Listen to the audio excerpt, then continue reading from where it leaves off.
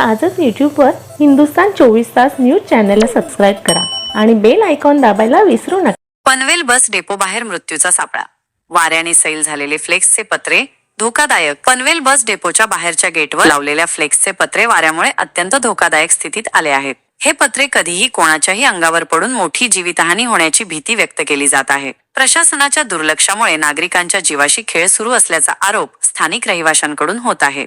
मिळालेल्या माहितीनुसार Panvel bus depot बाहेरील फ्लेक्ससाठी वापरलेले पत्रे वाऱ्याच्या जोरदार प्रवाहामुळे सैल झाले आहेत। हे पत्रे तुटून खाली पडल्यास बसची वाट पाहणाऱ्या प्रवाशांना, पादचाऱ्यांना किंवा वाहनांना गंभीर इजा पोहोचू शकते। विशेषतः पावसाळ्यात आणि जोरदार वाऱ्याच्या वेळी हा धोका अधिक वाढतो। या गंभीर समस्येकडे पनवेल प्रशासनाचे आणि पनवेल महानगरपालिकेचे वारंवार दुर्लक्ष होत असल्याचा नागरिकांचा आरोप आहे। मोठी दुर्घटना घडण्याआधी महापालिकेला जाग आली तर ठीक, नाहीतर नागरिकांच्या जीवाशी खेळ सुरूच राहील, अशी संतप्त प्रतिक्रिया एका स्थानिक रहिवाशाने दिली।